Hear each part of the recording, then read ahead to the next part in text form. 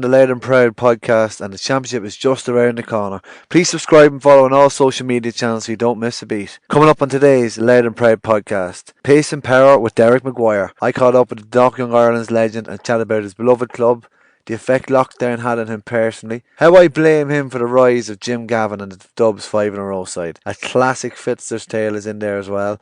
The vital goal he set up to cause my one and only pitch invasion in 2010, his unfinished business with Louth, and I put him on the spot at the end, where he gives me some cracking answers. Derek's a great lad, and I hope you enjoy the crack, but first, another shortened intro. Here's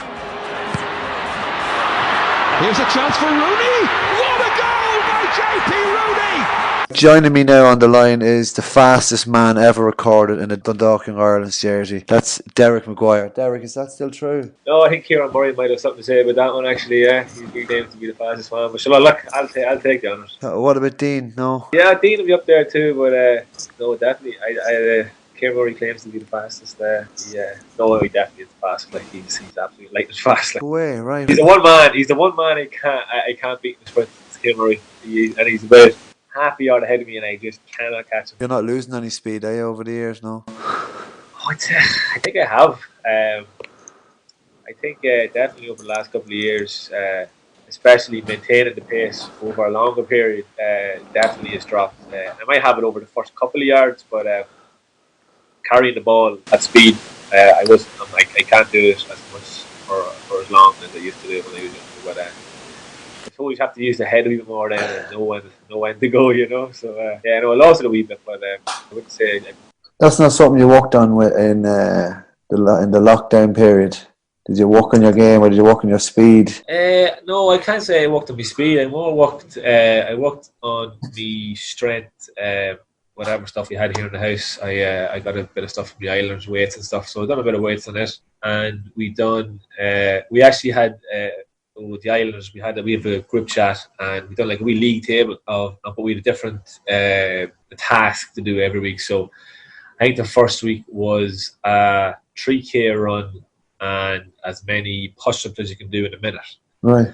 So every week, we done for 5 weeks. Every week there was like a different task. Like the next week would be a 1K run and burpees for 90 seconds, and our 3K run the week after, sort of stuff. So. And everybody had to post their times from Strava up into their groups. So we kind of kept ourselves fit-ish, doing our own thing kind of safely, with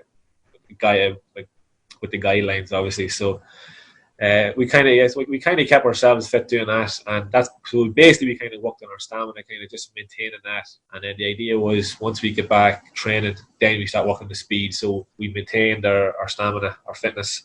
And then can we sharpen up then come championship? So you're back then the other night, so you probably aren't as sore as I am. No, I am. I definitely am.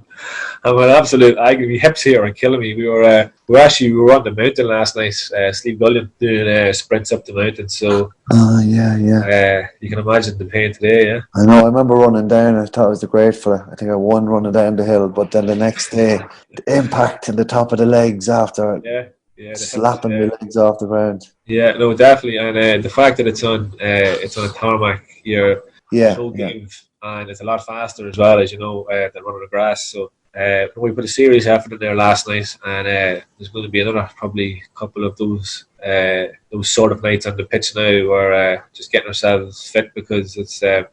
As you know, it's a bit of a pre-season, but it's a more condensed sort of pre-season now, because we're going to 6 weeks now until the championship game. So the only worry is lads getting injured from doing nothing for so long. I know you spoke about that as well, to come straight back into it. I suppose in pre-season you had 2 to 3, 4 months even, including league, to get ready for championship. Now we just have 6 weeks. And even if Shield and Cup games, well, it's weird, it's even when you're doing that training, it's in soft ground, it's in muck and shite, it's not hard on the body. On their joints, yeah. Because you know the way you see soccer players that go back in and do their pre-season, and they're doing their runs and all that on the hard ground, it looks great, but it's nearly weird because you're doing that hard training, there's nowhere to hide. It's all speed. It's all like, I know what you say. We were doing 1K runs pre-season, and we were obviously timed every time. Sure, a lot of times you were saying, "Oh, look, the ground's soft around there. We can't."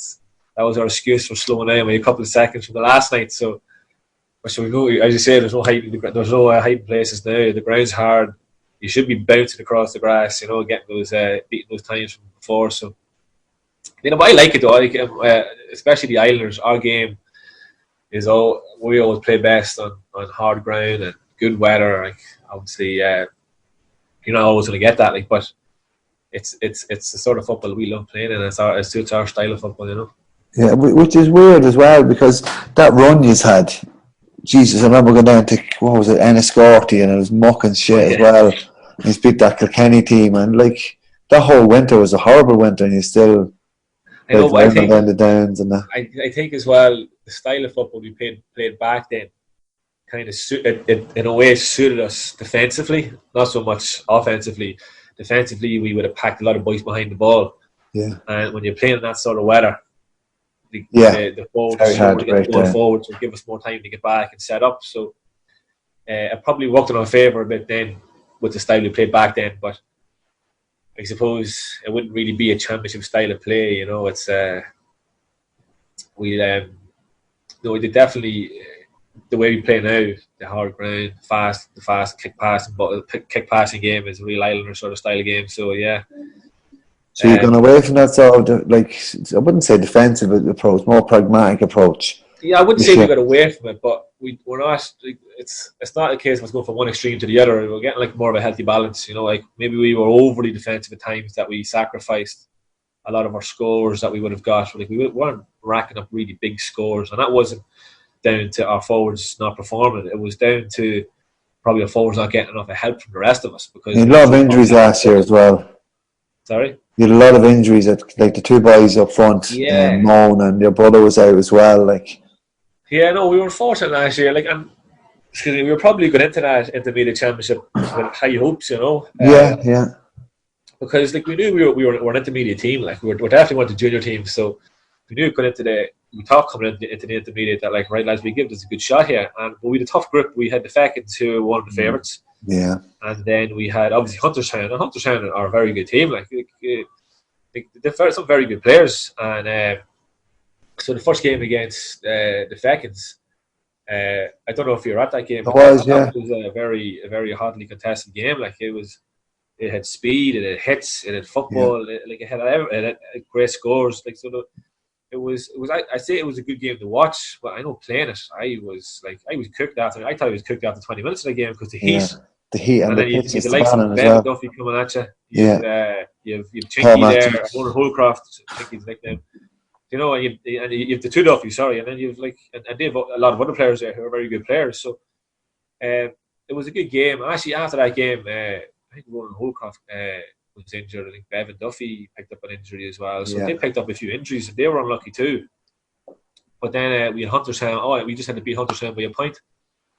And that was an epic game as well. I had everything. And sending offs, it had great scores. It had drama at the end. It had everything as well. But it didn't have what we wanted at the end, which was a 1-point victory was all we needed. So it was just, I suppose, it was very, very slim margins had us in a relegation playoff then, where we were expected to be playing in the quarterfinal.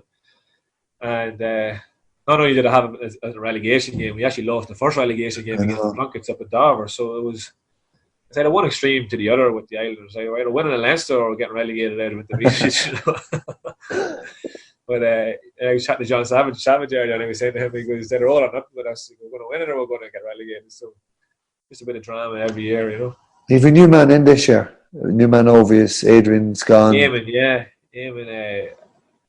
was a great man. He's a great coach, great manager, and he's a great friend as well to all the lads. I know you know him from John Kennedy being overused with Manic Rangers. Eamon Morgan, sorry, just if anyone doesn't know the name. Eamon Morgan's new manager of the Irelanders. Down man as well. Down man, yeah, Banbridge man.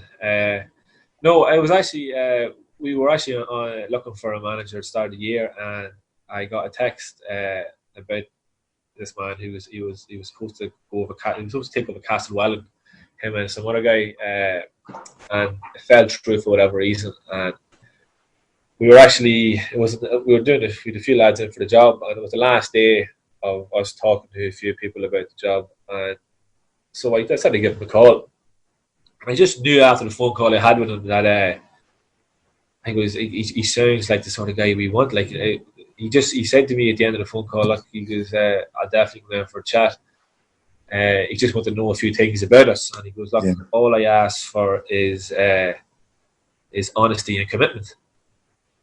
I just knew when he said that, like when he obviously he was going to give that to us, but if we give that back to him, and the way he was speaking on the phone, I just knew that like it could be something special. And then when he came down and chatted to us in the Islanders, there was a few. Obviously, the committee members were there, and straight after we chatted to him, the lads were like, "Right, lads, we need to get him on board ASAP. We need to call him right now and get him on board." Like, so, he had everybody bought over straight away, and that was only from chatting to him. And I just couldn't wait to get onto the pitch. And I have to say, I'm really enjoying playing under him.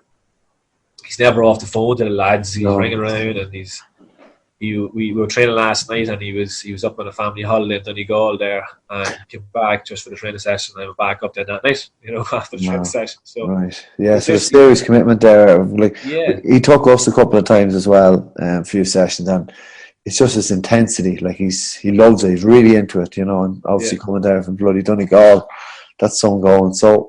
Well, he demands like in training. He demands the best out of everybody. He demands 100%, and he's every right to that because like if you want to train, you train the way you play. The old cliche, and but his cliche is you train harder than you play. So that's exactly the way we train. Like no training session is ever an easy session with him. Like taking to go in the club sessions might be a handy night tonight. Just take it easy, It doesn't happen. You take right, lads. We're after a tough drill there. And you go, right, boys, 1K run. You're just like head in your hands, thinking, "Hey, we're going to get through this." But he builds that belief that there's always something left in the tank, and he proves it to us. Then whenever we do the runs, when you think you're absolutely cooked from a training session, right, boys, 1K, and then you do the 1K like in a very similar time as you done it the first time you done it. So no, it's great having him there. And I'm delighted we have him on board this year. Yeah, I'm very interested to keep an eye on him there. Thankfully, we're out of intermediate. It won't be coming up again or anything. But how many laps of a pitch is 1K with G? It's 2 laps, probably then about. So you do 2 laps and then you do like then from the corner to the midfield. Right. Yeah, because one of the lads, Cian O'Donoghue, got 2 minutes 40 in his 1K run. So I'd like to know if there's anybody out there who can beat that time. 2:40. I put that out there. I don't even know what our lads got because I was so far behind. No, it's not. Them young fellas there, and I always, my motto is always go early to start. So if you do start the day, or you start to lose a bit, at least you finish as high as you can. So, but the young lads are always the young fellas just passing me at the end, like Stefan, Brown, Cian O'Donoghue, these boys, like all the young fresh legs. He's a good chap, McStravick, is he? He's big things this year. Looking, Peter is looking that way. Great potential. His speed, he's absolutely lightning speed. Eamon even said like he's never seen anyone with the speed like him. Like he's still learning a lot, So, but he has the potential there to be one of our top forwards, and we're delighted to have him there because he's a big soccer head, as to say. Very good too at that. So we're lucky that he gives us preference over them at the minute. So we're just trying to keep that as sweet as possible. Is there another Dundalk soccer player? Well, it was with Jimmy Brown. Oh, sorry, James Prendergast. Prendergast, yes. Yes. He's involved this year. He is involved this year, yeah. James done his cruciate. I think he's done it 2 or 3 times. He's done his cruciate. Right. He played with, was it Newry you played with, or Warren Point, one of those teams? We Warren Point, last year, he played with them. We were trying to get him to play with us, but he committed to the soccer. So, but see, all his friends, Stravik, we had Jamie Brown, Cian, and all these boys are around the same age, played on the same team. They got to the final of the under-16s there a couple of years back. Okay. But these are all good lads, and James Prendergast, he's the top forward there. If he gets fit and he's playing at his potential, like he is very, very good player. Like, so we're hoping that he gets fit now after that knee injury, and by all accounts so far he's going well. It's nearly like county training, isn't it, Derek? You haven't even stepped away. I know you stepped away from the county. A few of the boys said, "Will you miss the county training?" And I go, "It's not a chance will I miss that running. that intensity.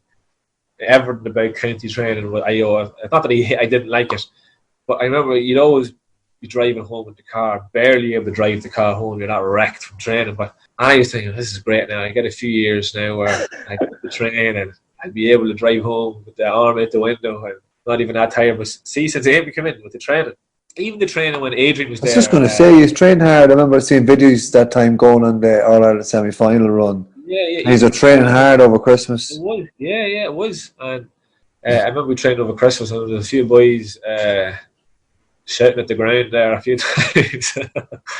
It was tough training. It was very tough, but as I said, the way we played, we needed to be fit. We had to be fit. Yeah. Like club training is becoming a lot like county training now, With the commitment and the pace and the power and big time. I just say the only difference between club training and county training is the quality maybe of the trainers sometimes. Like you have the best players from every club in Louth training together, and any mistake you make, you won't get away with it at county. Whereas in club, okay, you will obviously get away. Because I remember, I'll never forget my first training session back after our All-Ireland run we had after Beaufort beat us. But I was back in training, and I remember a few times when it was the club, if there was a man in behind me 2 or 3 yards close to the goal, I'd say, right, that's okay, he's 2 or 3 yards behind me, they won't find him with the ball. And there was a man in behind me, and Jim McNaney had the ball out in front of me, and I was kind of standing in front of the man. So Jim McNaney picked. Well, Jim's a good foot passer, really good foot passer. So Jim McNaney's a magician with the ball. If I want more to describe him with the ball, he's a magician. He hit the ball, and I must have had a couple inches over my fingers, and straight into his hand. I can't remember who it was. Straight into his hands, and straight to the back of the net. That was my first training session, Mark, and I'm thinking I thought I was up to the pace of it. So they kind of gave me a bit of a shock to the system, but I eventually got back up to the pace of it. But it was definitely a shock. And when you have boys of that caliber in training, that's probably the difference between the club and the county. What was your last game with Louth? It wasn't the Leitrim qualifier. Did you play in the league last year? In the championship game? Yeah, and I didn't play that game, but that was the last game. Unfortunately, it was it wasn't a great game. Obviously, it wasn't great for Louth. Looked a bit bleak after, I suppose. But we're after coming off a good league campaign, which is unfortunate that it ended that way. But look, you get games like that, you get years like that, and I suppose as a Louth fan, you probably got more years of that where you kind of go out of championship too early, Yeah. And do you feel you've unfinished business there with Louth, or is it finished? So you're putting it to bed? I wouldn't say I'm going to completely put it to bed. Definitely something I'll definitely think about at the end of the year, about next year. See, the idea of taking this year off was we obviously was getting married, and the stags coming up, and it was just I wouldn't be able to fully commit to the setup, and it wouldn't be fair, like me committing. And if I was getting on ahead of players, I'm not saying I would have been getting on, but if I was getting on ahead of players, then I was going off when I was getting married, or I was going to be stag, it wouldn't be fair to the young fellas there, or that if I was getting ahead of them and then going away and then coming back again expecting to get on again. So it just didn't sit well with me, that that's the way the year was going to be. So yeah, that's kind of why I stepped away. That's why I stepped away this year. So look, I'll evaluate at the end of the year. The uncle might give you a ring, Willie might call over the road. Peter, I often talk to Peter. He does. He walking past the house there. Yeah, he said it to me a few times. All right, but I just told him the same thing I told you. I think it must be hard. It must be hard. Like your uncle's the chairman. You did play for Louth, and then even on top of that, your wedding got postponed, did it? Yeah, it got postponed. Due to the corona. The whole corona thing, yeah. But like at the time, I suppose when we knew it was going to get cancelled, we probably thought we were the only ones getting the wedding cancelled. But look, there's a lot more people in a lot worse situations than us. We rescheduled the next year, so that's something to think about next year for Louth. I'm going wedding next year. He said he stopped in this year, now have it next year. So big contradiction, yeah. But what about another? Are you rescheduling another stag party? Oh yeah, we already had that chat. We'll have another stag. Hope we get the visa for that one. With some cracking Rito stag in Liverpool. Do you go to Liverpool as well in yours? Yeah, that's right. He was over there, that one, yeah. Where did you have yours then this year? Was it I Liverpool went as back to well? Liverpool. I loved it that much. I went back to Liverpool. Yeah, well, Barry McDermott, I'd say, is there at the moment with them celebrating the bloody win. I'm going to block Barry on Facebook with his Liverpool stuff. I think I will as well, yeah. It's just getting to... I'm not even overly mad Man United fan, but it's just... yeah. And come here, with Loud then, like... I kind of blame you for the 6 in a row dubs or the 5 in a row dubs, because way back in 2010, Jim McEnany was playing that day as well. That on the 21 game, I think, what did they have? They had you'd had them on the ropes, but this Dublin on the 21 team was over Jim Gavin. It had Johnny Cooper on it. It had Dean Rock, James McCarthy, O'Sullivan at the fullback, Nicky Devereaux. Rory Carroll fullback.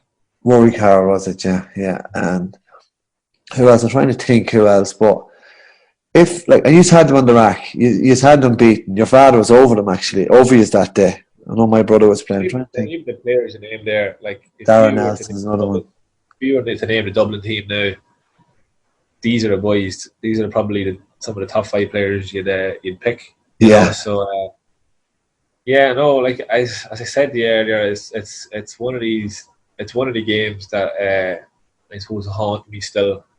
I have 2 or 3 games throughout the years that have haunted me, and that one there is one that it still lives on with me. I think we were 3 points up with I'd say about 5 minutes to go, if even 5 minutes, and they pulled a point back and another point back, and I remember turning to the referee. He was along for the referee, and I says, "Ref, will you please blow it up?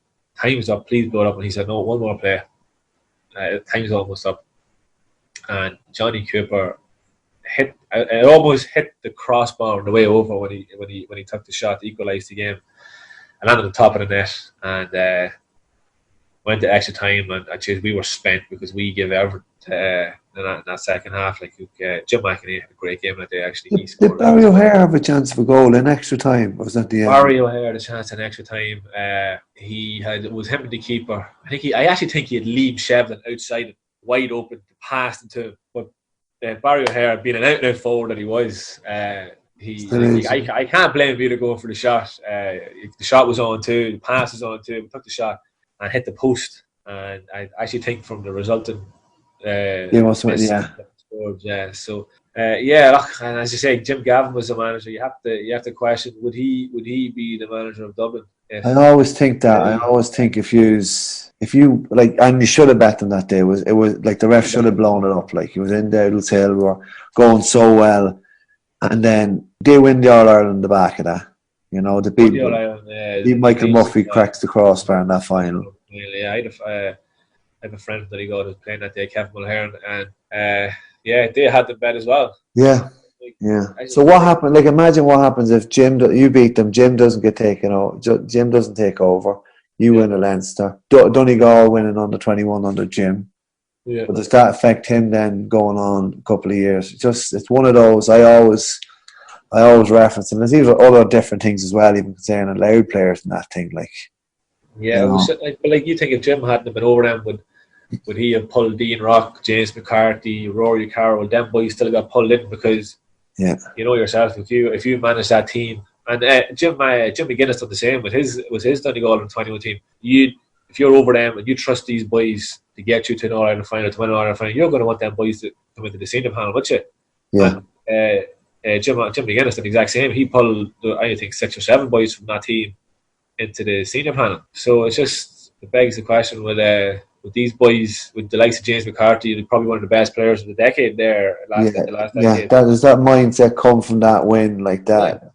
So would them boys be there even now, even though they're as good as they are?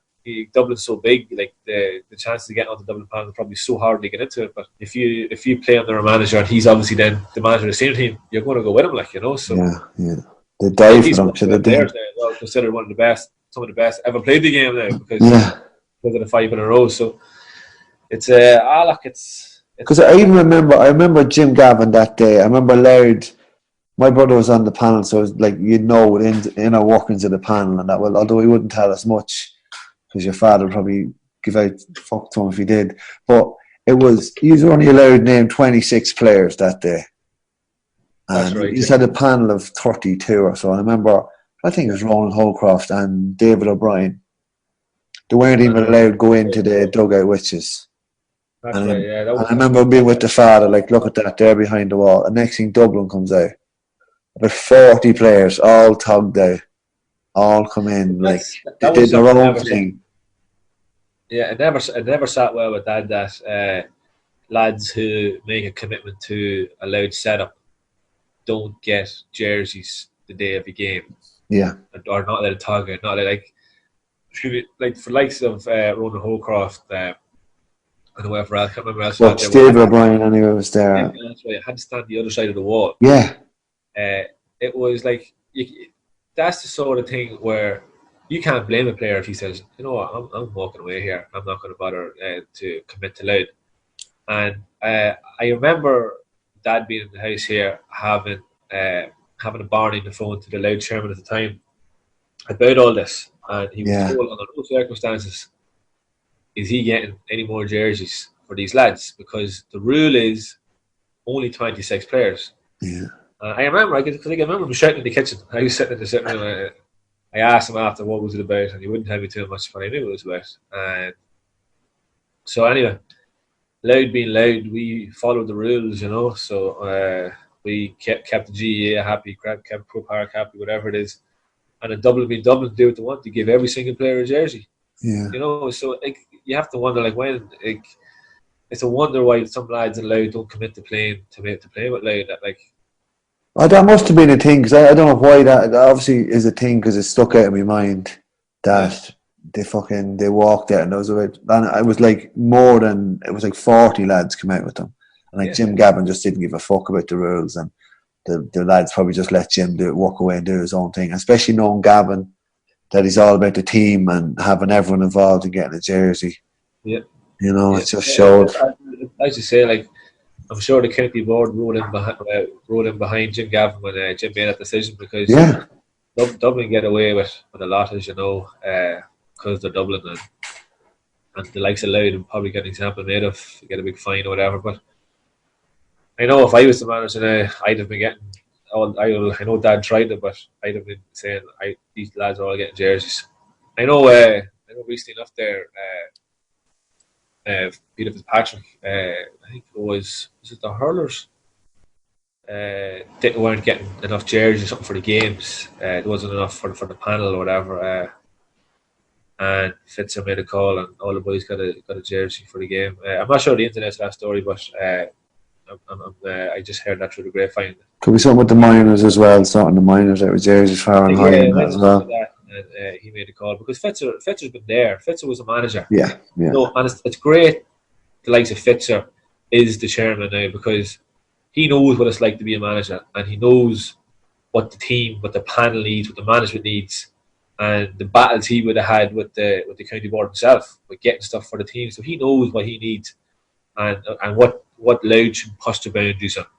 Like something as simple as, you say, give an extra few jerseys, push the boundaries on that there, and pull back on something else, like something, you know. So it's great to have him there, and I think he will do a great job, and he has been doing so far. You know, you can't argue with that. And he gave you the run then. I just seen a tweet there earlier. This time 10 years ago, you set up judge for the goal again, Westmeath. Yeah. Through the Leinster final. That's exactly 10 years ago today. So, and Fitzer threw you in off the back of the under 21 run, was it? Or were you trained all along? I got a few runs in the league that year.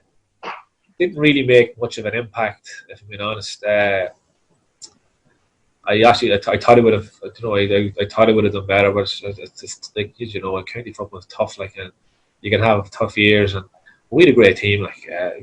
You think of all the players we had on the county panel last year, like Paddy Keenan, Brian White, John O'Brien, all these boys, the Brennans, the Finnegans. Like, these were all players that I would have watched playing before playing senior, and you're playing with them, and then we think we'd Longford in the first round in Portlaoise. I remember it was a sweltering hot day. I didn't play that day either. was hoping to get a run, didn't get a run, and then obviously we had the famous Kildare game in Navan, and I thought like the game that there where we ran the ball an awful lot. I think, this is suiting me here to get in here now. We running the ball like, and you could blame Fitzer either because like everybody was playing unbelievable. It was everything just clicked all of a sudden. Like we didn't really play well against Longford, and it was probably good because Kildare are probably thinking, they scrape past Longford, we'll give it to them. And I never seen a performance like it in Louth. Like every single player was unbelievable. Andy McDonald was 19 or 20 that time. He was an unbelievable game that day as well. So obviously didn't get a run that day. It was quite disappointed, and I was just saying to John earlier, like it's when you don't get a run in a team, even though you train, it's hard to feel part of it. Like it's hard to feel part of the jubilancy at the end. Obviously, you'd be delighted you won, but personally for me, if you didn't contribute anything on the pitch that day, I find it hard to kind of, just to feel like I've done anything. Like I feel that like, right, I contributed to a couple of points or turnovers or stop that fella playing, something like that. And you don't feel that there. And when you come from a club where you're considered one of the better players, and if there's a big win, like you'd be contributed to an awful lot, to contribute to nothing. It was hard for me to understand. I was only 20, 21 at the time, so it was very new for me. And so I remember then in the semi-final against Westmeath, I was sitting beside Darren Clark and Aaron Hyde, and Fitzer turns around. There's only about 15 minutes left, and he points up. He's like, up there. He goes, you. I'm sitting like Darren Clark, so I'm thinking he's obviously talking to Darren Clark. He's not talking to me or Heiser or somebody. And Clark, he gives me a wee nudge. He goes, I think he's talking to you. And I was sitting there looking around me, and he goes, me? I was always thinking, if you had went, no, behind you. But he was like, yeah. And you just get, you don't even have time to be nervous, but like you're still, you're coming down the steps. No time to think. No time to think, and that's probably the best way for it. Like at times, like he goes, I'm throwing in here. I don't even remember who he came on for. Was it JP? Was it, or it wasn't Judge? Was it JP I came in for? I can't even remember. But no, Peppy was on as well. Yeah. You made an impact straight away, did you? Yeah, I remember the first ball I got. I don't know. Yeah, I probably tried to offload it too quick, but I tried to give it to Brian White, but I gave a terrible pass to him, and he done very well to get the ball and kind of flick it back to me on the ground. And then I before he knew it, I was taking a shot. It was pure. It was obviously an instinct thing. Took a shot and put it over the bar, and I think it put us 2 or 3 points up or whatever. So that kind of settled me. And game was done a couple of minutes, and then obviously a clubmate of yours, Adrian, played the ball down the line, and it was just obviously my game back then was just to take the man on, get a score, get a free, get something out of it. And I was taking the man on, and I think he slipped. He tried to turn and he slipped, and all of a sudden I was coming in from the side, and I remember looking up and just seeing big Gary Connington with the hands up, all arms and legs, to get the ball around this fella, because he nearly filled the goals himself, and I was coming in at an angle. Like, there's the only way I'm gonna get this pass here is probably low over to the far post. So I was carrying it closer and closer, and then Judgy's man was nearly coming back in onto the line. So Judgy was left wide open. So he went, yeah, I give him the Judgy. He's sick of the net anyway. So I give it to Judgy, and sure, Judgy's not going to miss from there. We all know how good Colin Judge is. So in front of the goal, so he scored a goal, and it was just great. That was it. That was elation, and there was serious crack after that, was there? I think did we go 6 points up down last stage? Yeah. So I think we kind of knew then. But there was only a couple of minutes left that, like, right, lads were managed the game. So we were able to kind of enjoy the last maybe 5 minutes or so. We didn't want to, mess up and give away a goal here or there, but at the same time, you kind of know you get that good feeling where I think we want to win this game here, and you're taking in the atmosphere, you're taking it, and then you're just enjoying football, And when the final whistle went, it was.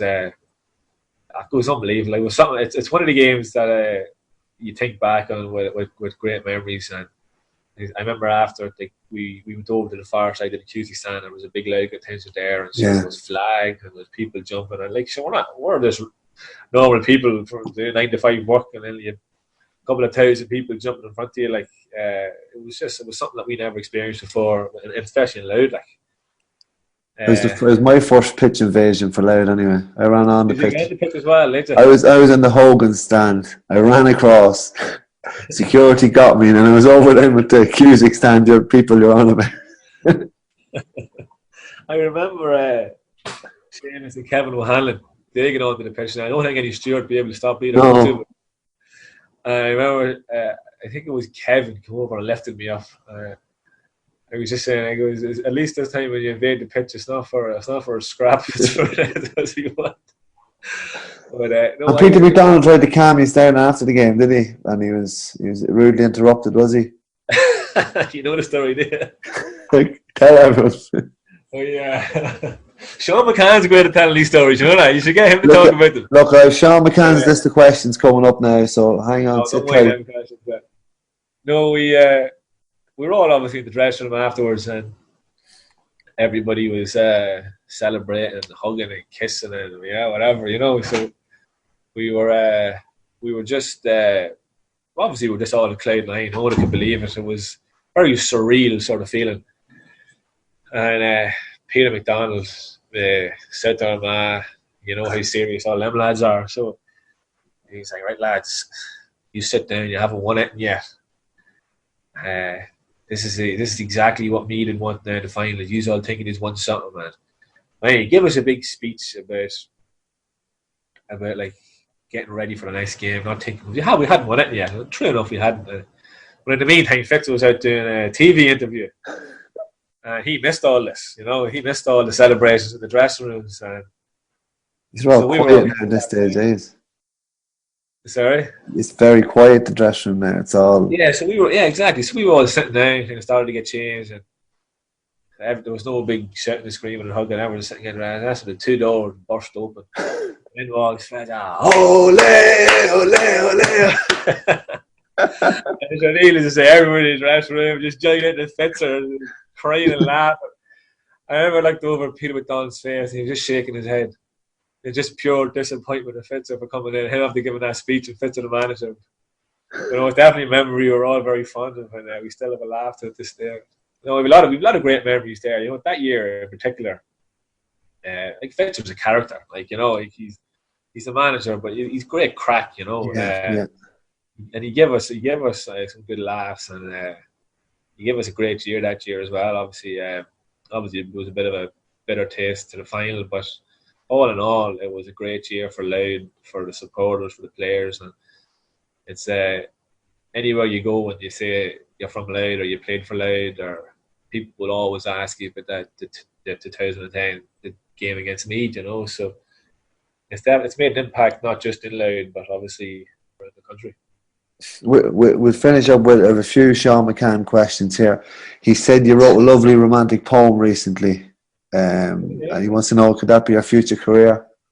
It might be. Yeah, we'll leave it. It might be. I don't know if you know Sean McCann, but he's a big fan of yours. He's a ton of questions here. He wants to know, are you still living in Clotterhead? No, I live in the Dundalk. I always have. I don't know what he's talking about. Maybe a little transfer rumor that was floating about years ago. A few other there's one here from actually a Dreadnoughts man, James Califf, former teammate of yours. I think he was there this day. There's a kangaroo court, is there, or held way back in the day? That was no. We went over to play. We went over to play in London in 2016, and I was set up here. By the way, I was completely set up by the lads. I knew there was something going on because I seen the lads in the airport all wrapped around a laptop, and I went over to investigate what was going on, and sure, the boys all played it down. Nothing. So I knew there was something going on. And I knew the ringleader was Adrian Reed Galley, the two boys, because they were skittering and laughing the whole time. So I knew there was something going on. And usually the lads would let me get involved in it, but they kept me in the outskirts of this one. So I knew there was something going on. So that night then we'd train, and obviously we had a bit of crack afterwards. And I said the boys burst into the room where we were having our food, saying it was a kangaroo court. He'd galley there with the hammer and the wigan and had to be the judge. So I'm not sure if you know, but a couple of years back I put up a tweet about famous tweet. It was kind of embarrassing to think about it now, but yeah, no, he's a bit dissatisfied about a few things in Louth or whatever. So decided to express my feelings on Twitter. As you do, as you do. As you do, yeah. And it may or may not have been about Colin Kelly, but Colin Kelly was the manager at the time. The lads had the tweet up on the screen, and obviously I was on trial for this. And I had to explain myself about what the tweet was about while Colin was standing beside me, and I had to hug and make up with him. So we let bygones be bygones after that, I suppose. We don't want to win the league then. Yeah, all's well that ends well. And he made you into sweeper as well. Maybe into a sweeper as well, yeah. There you go. So come here, I'm going to put you on the spot just to finish. Yeah. If you had 1 year to play with your father on the half back line, or 10 years with Dean up front, which one would you choose? Ooh, I'd go 1 year with Dad in the half back line, because I know I've seen Dean play. I know what he plays like. I know he doesn't pass the ball to me. So I'd like to see what a year with Dad would be like, because he screams enough in my ear when he's on the sideline, and I'd love to be able to scream at him when he's on the pitch. Yeah. That's a good answer. That's a good answer. And Fitzer Martin popped in a question as well. He wants to know if you could play for any other club in Louth, who would it be and why? Any other club in Louth? Sean McCann wants you to say the Gales. It is, yeah. Or probably the Clans. No, I go outside Dundalk here. Jesus. The Martins. Simply because they're a team in the up, and this is probably bit of glory here, but there's a few lads in the team, the likes of JP Rooney. He's obviously a legend. Mick Fannin there, top player, and then you've Craic, he's Sam Mulroy. You've all these lads who are top players and they're great crack as well, and they're a team in the up. So I think if I had any other team, it would probably be down at the moment anyway. Thanks a million for taking the call and having a chat, and best of luck with this season with the Islanders, and maybe Louth after your wedding finally happens. So finally, yeah. Maybe it's an omen. For another stag, maybe. That's about the height of it. Yeah. Cheers. Thanks, Derek. No bother, Dan. Thanks so much for having me. Jocks fans, you now have permission to speak and get Derek signed up for the new season. Thanks a million to Derek Maguire. I told you he's a great lad. Some great stories there, and he'll definitely have to get him on again, or maybe him and Sean McCann on again. Thank you very much for listening. Please subscribe wherever you get your podcasts. Next Sunday, I'll be chatting to OConnells legend Niall Conlon. There'll be a 2010 revisited podcast too. Then later on in July, the one and only Stefan White meets Loud and Proud for a whopping 2-part podcast. So great things are happening on Loud and Proud, like I said, and Championship is just around the corner. I'll be back again next Sunday with Niall, so I'll chat to you then.